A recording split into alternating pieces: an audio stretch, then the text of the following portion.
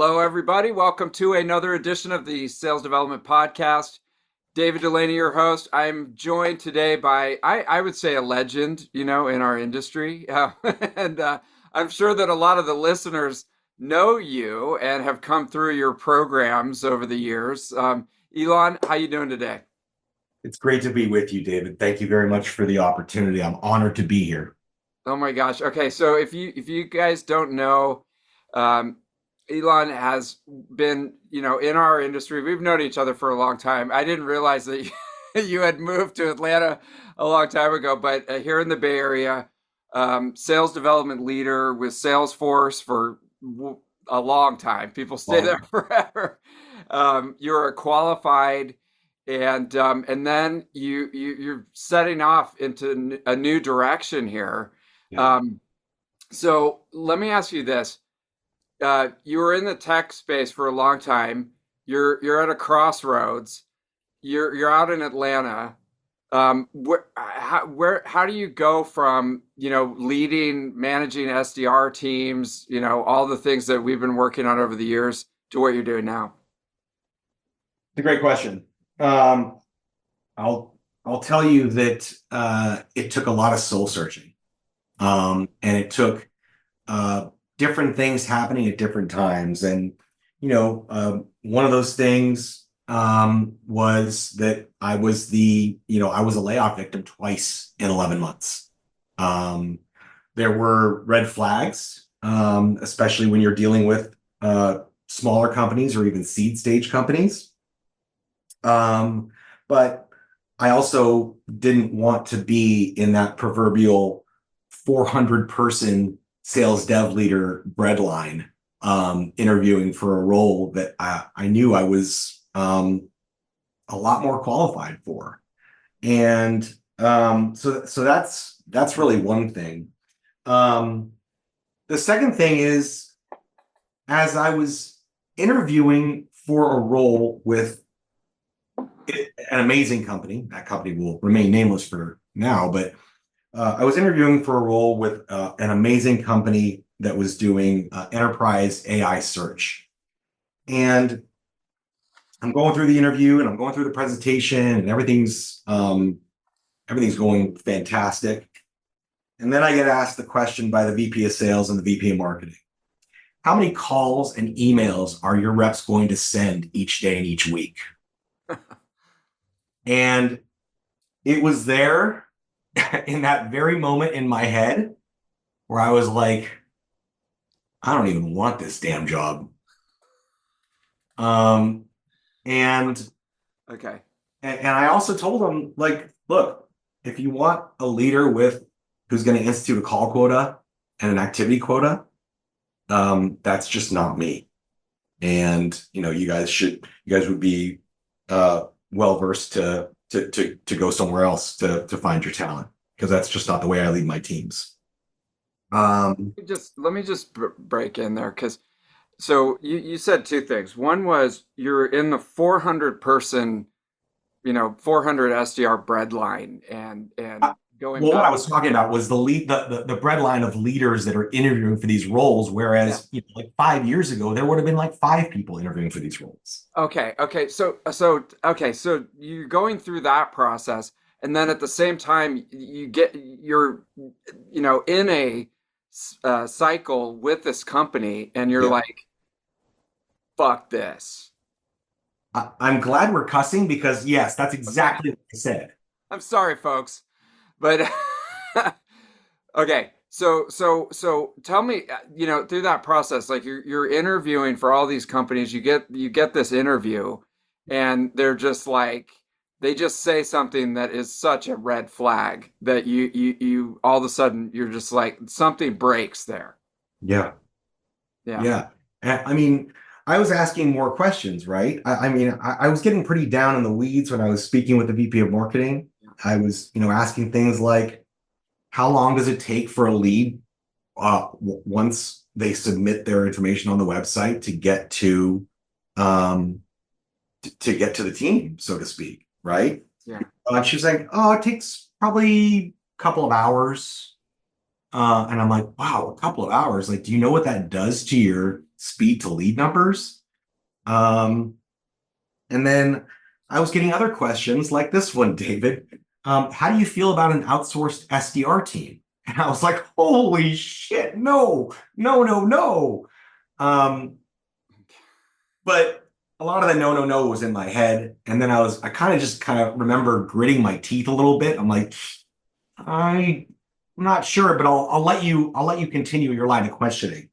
And the VP of marketing, who was awesome, and I've actually done a little bit of consulting with this person on the side. But this VP of marketing said, the CEO is really keen on building an SDR team in India. And I said, okay, so you want offshore SDRs to be calling into Fortune 500 executives in the States? And she said, I don't want that, but he does, because there's a lesser cost associated with it. And then we go down the road of you pay for what you get. And I don't like that idea at all for all intents and purposes. And the VP marketing said, I don't like this idea either. And I'm glad that you're on my side. But at the end of the day, the CEO is really careful about spending and doesn't feel like getting a team up and running in the States is going to be as cost effective as doing it out offshore. And that was basically when the date ended. Yeah. And I just want to say, I don't want to interrupt, but no, you're coming from a background of running high performance sales development teams at Salesforce and other companies, multi-level, very, very high level performance. So I just want everybody to realize, you're walking into these interviews and you're seeing more red flags than a Chinese communist parade. I mean, I think we've probably, sorry if there's any communists on the call. see, now you're gonna get canceled by the communists. I'm gonna get canceled. So you're going, oh my God. And I think that anybody that's been in this game for a while, if you started to get into those interviews and you're having those conversations, you're like, uh-oh, this is gonna be kind of, tough, because I have to have a really tough conversation and I'm being interviewed right now for a job. Well, and think about put your RevOps hat on for a moment, and you're asked that question with absolutely in a vacuum with no context. How am I going to give you a straight answer to that when I don't even know what any of the targets are? Yeah, exactly. Right? Right. And you don't have any visibility into the budget of the company. So the CEO thinks that this is more, expensive to run it like this. And so I'm going to outsource the whole thing. But, there's no context at all. Okay. Well, let's just be clear, not outsource it, but actually have The whole team. SDRs that are employed by this company, but based in India. Okay, so you're in Atlanta. You're going to be running a team from India and Yeah. trying to figure out why it takes 2 hours to get an inbound lead. Okay, so then what happens? My wife and I were both not working at this time. This was August of 23. I'm sorry, this was July of 23. My wife is she's in the fundraising community, and she was doing some consulting, but I told her, I'm like, hon, I just don't think I can go back. I'm done. It's no longer fun for me. And quite frankly, the game is changing, or has changed, which is a separate conversation, but certainly relevant to this one as well. And we kind of said, all right, well, she wanted to go back to work full time anyway and find a great gig in the Jewish nonprofit fundraising community, and that's what she did. And that was when I started kind of thinking, all right, well, what is my second act going to be? And you start you start uh you, as soon as you start searching, your Instagram algorithm changes and you start getting more and more stuff into your feed. And first it was, you know, um, buy a bunch of Airbnbs and rent them out, and or rent someone else's Airbnb out. I'm like, this is the dumbest thing ever, but I'll take 45 minutes and watch what you're doing. Oh, and by the way, interest rates were like 9% when this was happening. So it sounded like a good idea. And then, I kind of thought about, SEO marketing and drop shipping because I'd taken all these classes on Pavilion in marketing school. And I was like, wait, I don't enjoy this either. And then, as it usually happens, you start seeing people on LinkedIn talking about betting on themselves.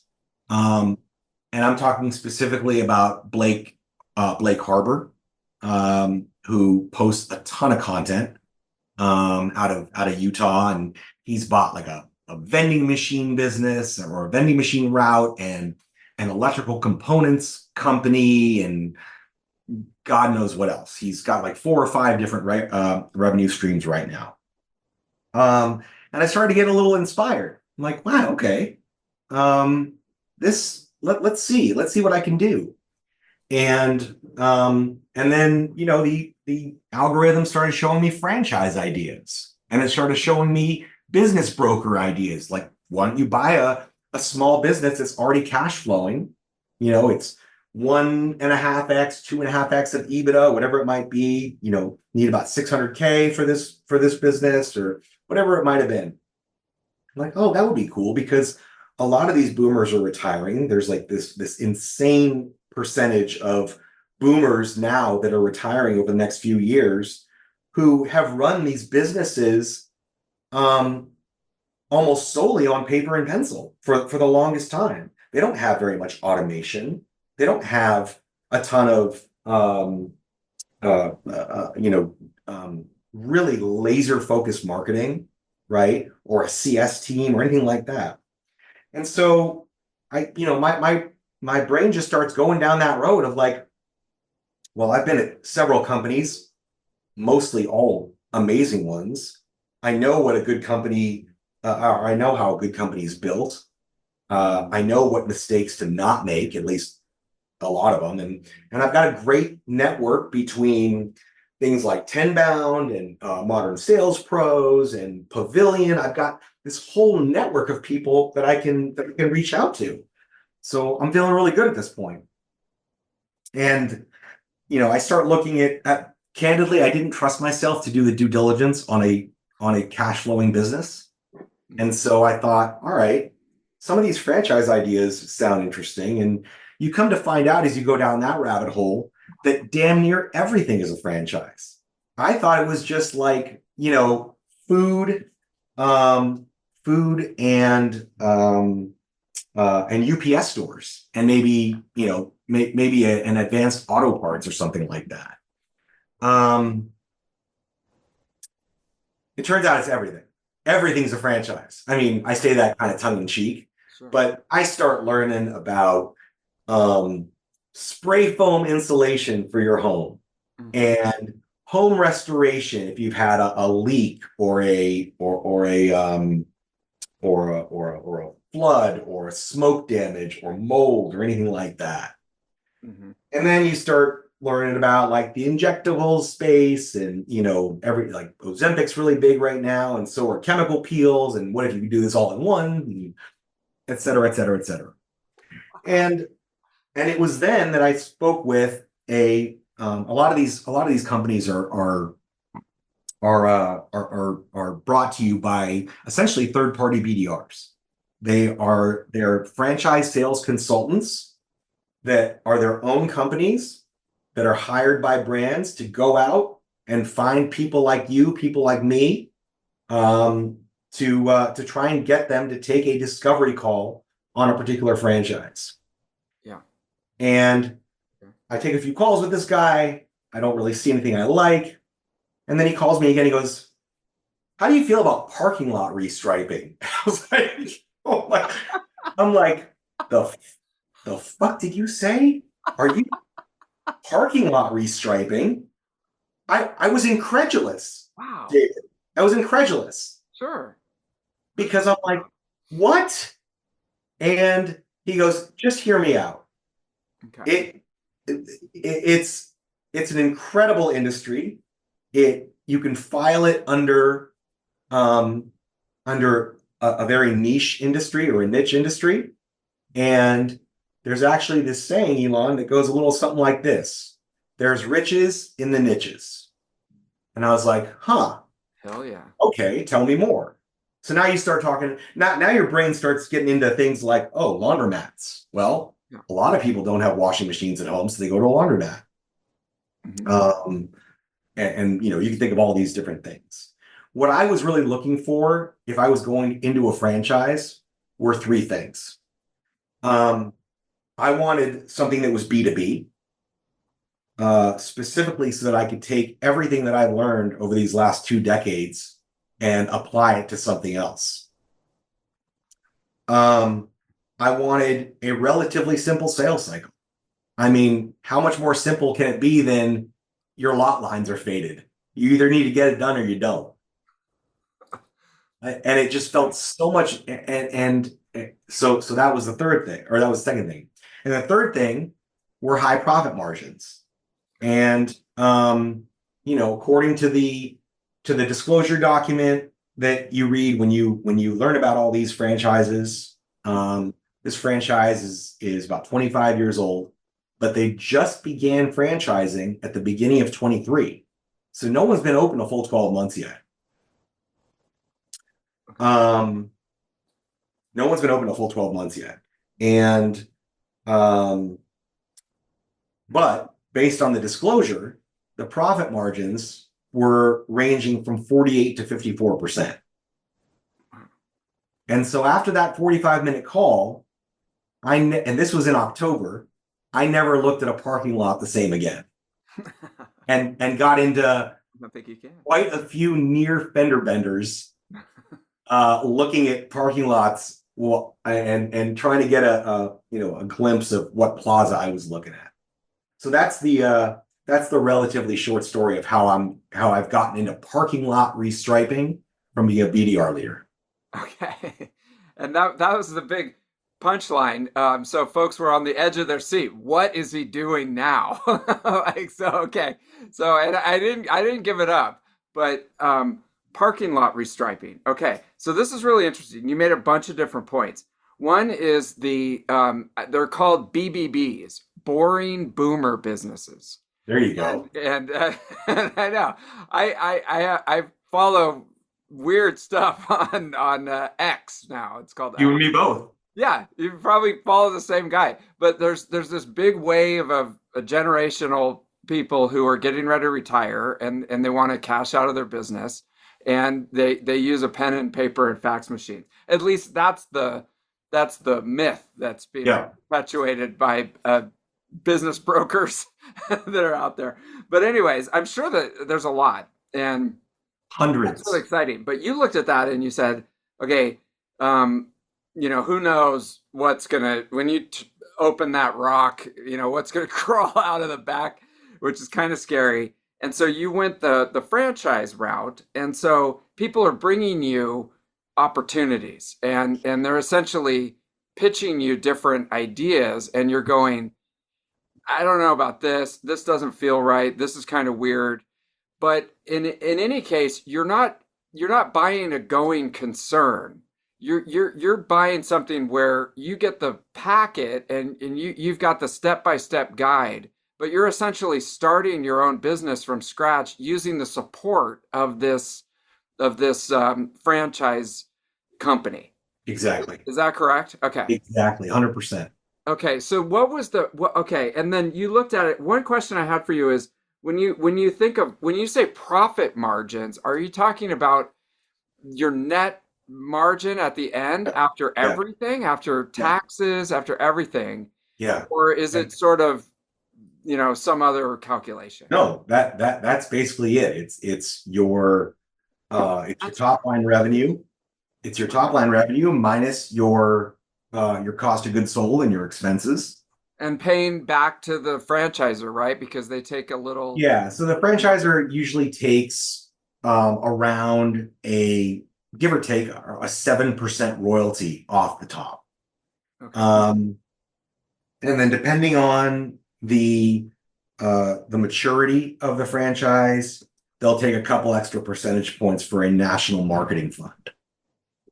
So that's when they start running, commercials and putting advertisements in the journal or in a bunch of national trade magazines.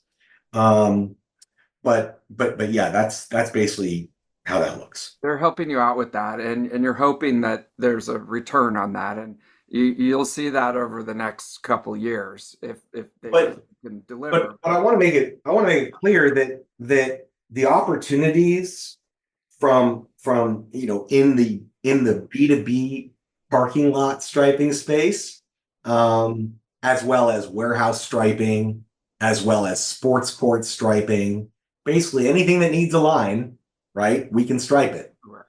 Yeah. Even if it's a temporary line at some outdoor festival, right? Um, but as I thought about this, and as I started doing my own business development, because I'm going to be opening in about a month, but I've been doing business development for the last basically 3 since I signed my paperwork. And the most fun thing about this, the two most fun things about this is one, the fact that it's so relationship driven, that this is not at all like SaaS from that perspective, Transaction. right? Yeah. I mean, we're seeing how manically or maniacally difficult it is to get through to people these days. Yeah. Email it in your inbox, in your voicemail box, on LinkedIn, wherever it is. So the fact that I'm going after people like property managers, REITs, facilities managers, warehouse operations, those kinds of folks, all those people have their information everywhere all over the internet. Because if you're interested in a particular property, let's say a shopping plaza, then that property manager or that agent needs to be reached.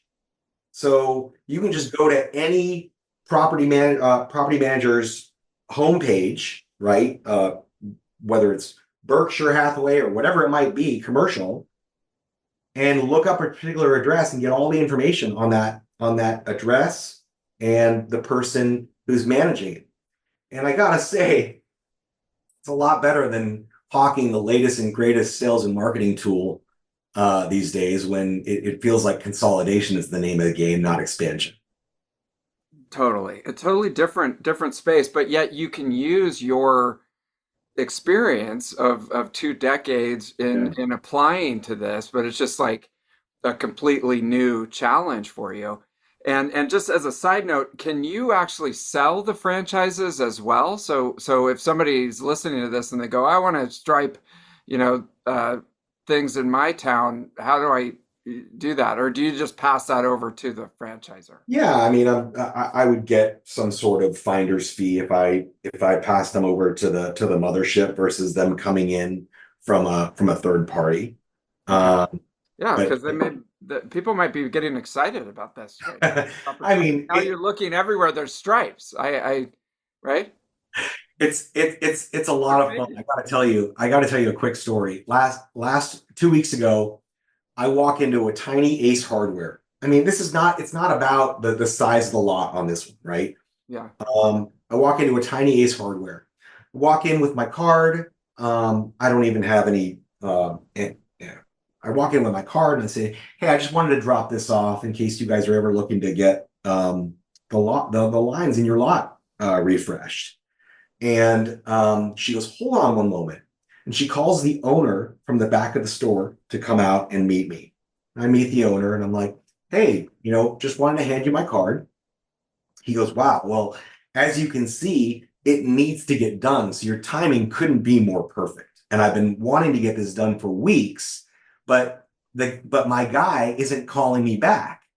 And I'm like, you know what? I've heard that there's some unresponsiveness in the industry. Anyways, just take my card. If you want to give me a call, I'd be happy to give you a detailed quote. 16 hours later, Elon, thanks for stopping by the store. I'd love a quote. Gave him a quote a week later, because I'm not about to do the SaaS thing, like following up on the quote every day or every 2 days, right? It's just not about that in this industry. So I give him a week and I say, hey, happy Masters Week if you're celebrating. This was on Monday. Okay. Happy Masters Week if you're celebrating. Hope you're having a great time. Um, how's the quote gathering going, and how does my pricing look compared to the others? And he goes, actually, you are by far the lowest, and so I'll definitely go with you. We're just working on scheduling right now. And I'm like, fantastic news. And so Perfect. it's just so rewarding. That's not to say that sales dev and SaaS isn't, because it very much is and was for me. But the fact that I can look potentially at a parking lot, at a tennis court within an HOA, at a warehouse floor somewhere in some carpet warehouse here in Dalton, Georgia, or wherever it is, and see that it was my work on that floor, that your parking lot looks really great because of my company. That's a fantastic feeling when Yeah, I I get that. And the other thing is we've been stuck behind a computer for so long, and oh yeah. especially after COVID, like everything's work from home and you're just and I would love to be there right now in your office interviewing you. I mean, it's great because I'm in San Francisco and you're out there, but and we can do this. This is awesome. Well, we're representing a lot of San You Francisco. did. If you're on the audio, Elon has a whole like a what do you call it? A shrine A to San shrine Francisco to the behind him. Niners, the Giants, Yep. Bay Area hot sauce, and a Lego set of San Francisco. Oh my gosh. Okay. Well, you're welcome back anytime. We have a lot of very trashed parking lots that need. Yeah, yeah. I'm trying to find them on this model here.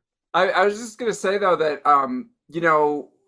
you're stuck behind a computer for 20 years and you could feel your posture kind of shrinking, and you're just you become this sort of troll that never leaves your house, and it's nice to get out and actually a physical thing that you can see and say we did that, and the customer was really happy, and it's like, it's not just, oh, I implemented your software and I saw a 20% increase in my Right, lead generation type of thing. right. Now, I mean, and again, this is how I make my living, from this. But I'm just saying, it looks cool that you're out and about, doing this.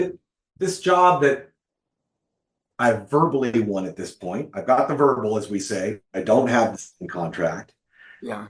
but you know, this job probably won't be a loss leader, if I can use that term here, but I won't make very much money on this job at all. And that's not what it's about for me. For me, this is my first job, and I get to I get to I get to do this for a customer with a great brand. And if I can get a 5-star Google review out of it, that's payment enough. Or if I can get a referral to a few other Ace stores in the area, that is more than enough, right? The fact that this job costs $230 to the customer doesn't really mean anything to me, and I don't care that I'm going to profit, 75 or $100 on it. That's not what this is about. This is about getting my name out there and showing people that I'm going to call them back, and I'm going to give them great customer service, and I will treat them fairly. You're gonna do a terrific job. And so that's a question that I have for you, just going back to when you were in the research mode. Your wife is sitting there going, "Hey, bring home the where's the Skrilla, The where's the bacon, shekels, right?" the, And the I'm bacon sure that shekels. you've got a very, very high overhead, just like everybody. And then you come back to her and say, I'm gonna sell pavement striping. I mean, what was that conversation like?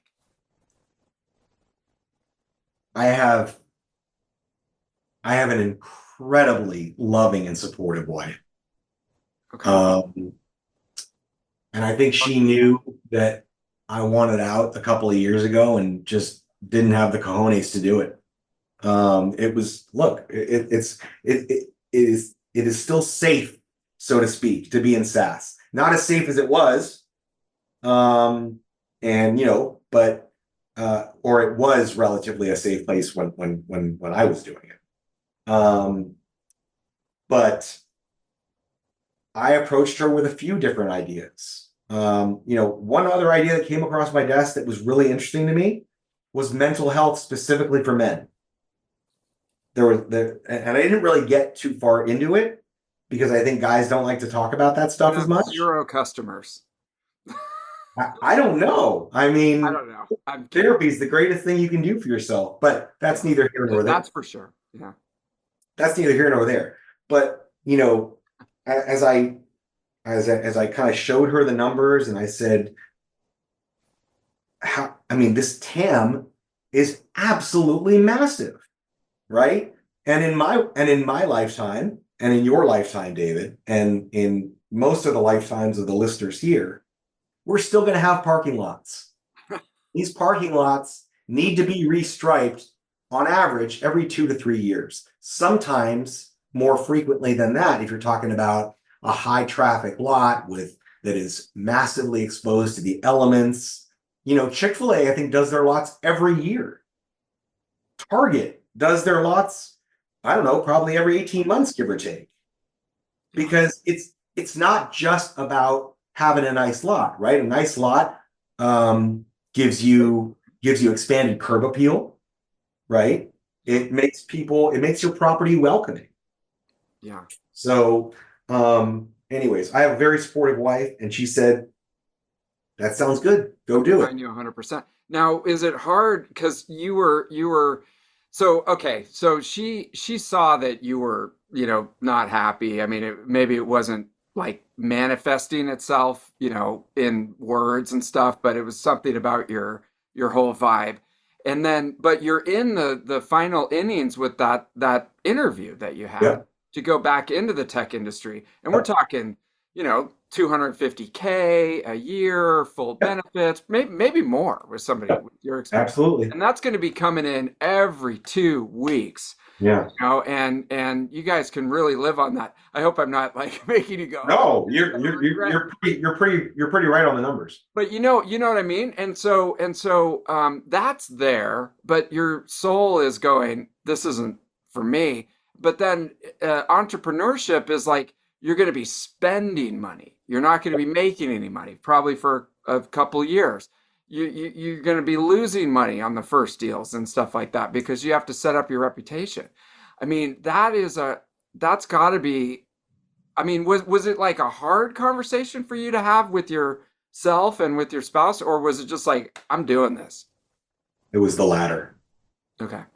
It was really the latter. I said, um, I'm going to bet on myself. I know, I certainly know enough about pipe gen and marketing to get part of the business off the ground. And I just spent the weekend doing my whole sales plan, and I've taken everything from SaaS and put it into this sales plan. And I'm starting from leads into meetings, into estimates, into jobs, into projects, and the whole gamut. And I'm working with an agency on SEO and on social.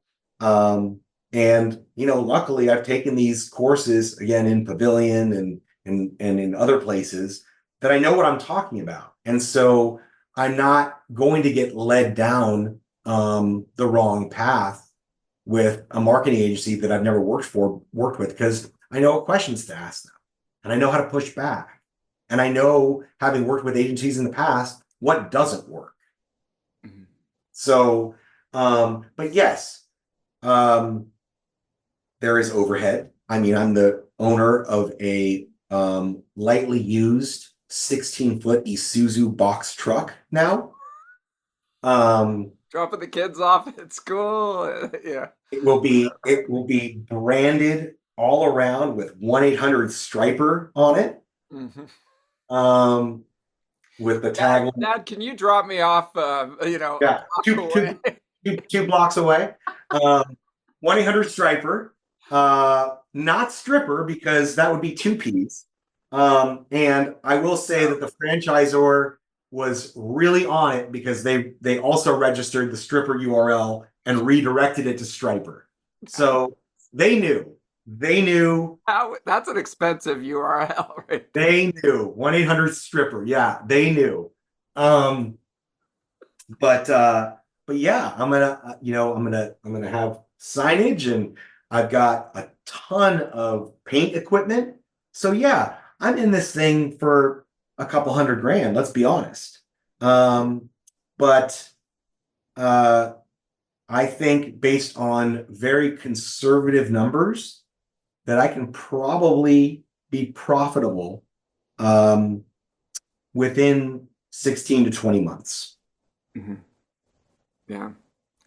I see it. I mean, so the other thing is if somebody calls in sick, or if, your profit Labor. margin starts to erode and stuff like that. I mean, or you're just like, you know what? I can pay this guy, whatever it is, $50 an hour to go do this, or I'm just going to go do it myself. I mean, are you going to be working 24/7? You're out there striping, you're making sales calls, you're talking to people, is it going to Yep. be, I'm gonna be working a lot, and a month from today, I actually fly up to the mothership and take a week of training.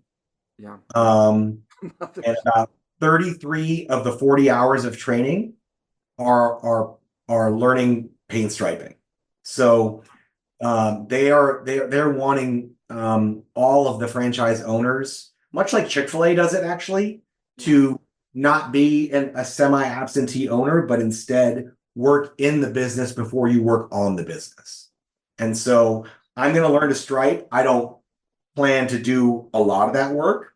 I'll probably be, learning about subcontracting agreements, and I'd like to hire an operations manager who hopefully is a U.S. veteran. That's my plan. So I'm really keeping my job recs on veteran hiring sites, because they're so process oriented in my mind. And again, I'd like to help a veteran. So there's a lot of pieces here, but at the end of the day, this is really kind of just what I'm made for. And I'm cold calling people, I'm cold emailing people, and it is just, it's so much fun.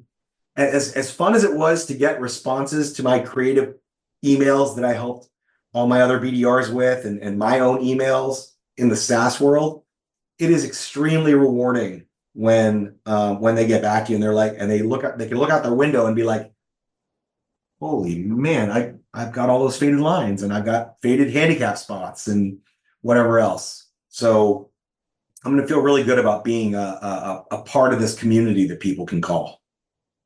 Totally. And okay, so that's a good point. So you bought the franchise, you're in 100%, you got the truck, you got all this stuff. And what was the process like of, getting the binder and or whatever it is? It's probably all Yeah. digital now, but you've got like the whole playbook. What was the interaction like with them to help you? Or I guess you're going up to the mothership to get trained now. But Yeah, but what has that experience been like? for the last 2 months, I've had biweekly calls, twice weekly, with the company's franchise support center. And I've got this massive to-do list in our LMS that I just check things off, and it's everything from, have you gotten your workers' comp liability and auto insurance? Have you secured a lease for a warehouse? Have you gotten your box truck? Have you gotten signage for your box truck? Have you, I mean, we're talking, this list is 130 items long. Full time. Full-time And job. so they are extremely hands-on with you. And I think they have to be, because it's not like a UPS store or a FedEx franchise or anything like that. There's only, call it about 34 franchisees now nationwide. Mhm. It behooves the franchisor to help us be successful because we're the early ones, Mm, right? We're the early adopters, as they say. yeah. There really wasn't much time for me to um, for me to uh, uh, um, do this insane amount of vetting, because I wanted a territory outside of my front door. And the only way you do that is by jumping at it. So I spoke with some other franchisees. I spoke with people who have been in the industry a long time. It seems extremely fragmented. As I said, a lot of people are unresponsive because they won't take jobs under a certain dollar amount. So I'm going to build my business, and do all the things that I've learned to do, and make it a success. No doubt. And now I'm thinking, God, San Francisco's got to have a lot of parking lots, right? Okay. San Francisco, the Bay Area has a lot of parking And they lots. are trashed. At least I live in Daly City, which is south of San Francisco, and it is just abs. You know what the problem is around here? We've got the one stripe, spots. Yep. So you know how in the suburbs, like probably out in Lafayette, they've got the nice little round thing where you can actually open your door. Here it's just like it's a stripe. So you come out to your car and the guy's left you this much room to try to get. I literally sometimes have to like open up the tailgate and crawl into my car. Yep. You know what? For your listeners, not that you're interested, but a standard parking spot is 9 feet by 18 feet. Okay.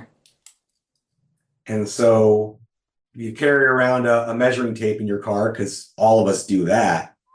I'm Um, going to. you can make sure that when you open your car door into someone else's door, that it's not totally your fault. Okay. Um, Now, okay. So this has been so interesting. I think because I just remember any listeners of this show, they remember when it hit me I had to get out of the corporate world, yep. and I think we might have talked about this. We had a long coffee date on that one. Okay, all right. So I won't go into it, but I too, as Elon did, I had that moment when you just go, no, I'm going the entrepreneurial route. Okay. And I might have to go back into the W-2 world at some point in the future. So I'm not going to close that door, but I've got some business development openings if you're interested. okay, dude, let me know. I'm happy to work for you. And so the last question I have is it feels like your whole energy has changed. Like when we talked a couple of years ago, it was just like MQLs and SQLs and yada yada Yes. yada. And it's just like Yes. both of us were just like, dude, I'm so tired. Do Yes. you feel like physically, you've got more blood flowing right now? Yes. And um, I basically have not had a paycheck in 1 year. Um, and that has allowed me, and that has allowed me to, if there's video for this podcast, allow me to become this trophy husband that I am, on my shirt. But no, in all honesty, it has allowed me to become a better dad and a better husband. Because I wasn't walking out of my home office all flustered and pissed off about something or someone. And Stop uh, kicking the dog. yeah, I wasn't. I don't have I The no dog no. has fewer bruises. Okay, I'll get back. I'll get back to you on whether I've done that. No. I'm kidding. Sorry. No, no. Uh, I have become a better father. I have become a better partner. Um, I wake up with the kids every morning at 6:25 and give them breakfast and get them off to school. I'm driving them both to school, to different schools, and I'm picking them up in the afternoon every day, and I'm taking one to this and taking one to that while my wife's doing all the work. And I'm very much Mr. Momming it, but and it's been super rewarding for our family life. Oh, that's amazing. Well, I mean, you convinced me, man. I'm gonna go right after this and start Googling this opportunity. Uh, Elon, thank you so much for coming on the show and sharing your wisdom. And if anybody is out in Atlanta and whether they own a property or not, and they want to get in touch with you, where do they go? 1-800-striper.com, Okay, with one P. um, with one P. Okay, And I've got a regional page for for Georgia on there. okay. For North Atlanta, you can find me there and find a picture of me and my beautiful family. And yeah, I would love to hear from you and anyone who is interested in or thinking about making the leap. I'm always available for a conversation. I think people will reach out, and what I want to do is we'll do another episode, in a year from now with the There we good, go. bad, and the ugly, everything that you learned, and how I should people. have two box trucks by then. Okay, and maybe a cyber truck. The cyber trucks are starting to show up here, and people buy them for their business, so it'll be this big I old saw that. truck with I a. saw that, and then I saw a post on X yesterday that someone's gas pedal got stuck under like in the floorboard and basically just accelerated 100% because of the where the floorboard meets the bottom of the gas pedal. So Oh, okay, I'm gonna never let mind. Elon. I'm gonna let the richer Elon of the two of us figure that one out before I buy a Cybertruck. Before you get that, but stick with the box truck for now. Yeah, yeah. But all right, man. Well, thanks It for was a pleasure, coming on the David. show. All right. Thank you.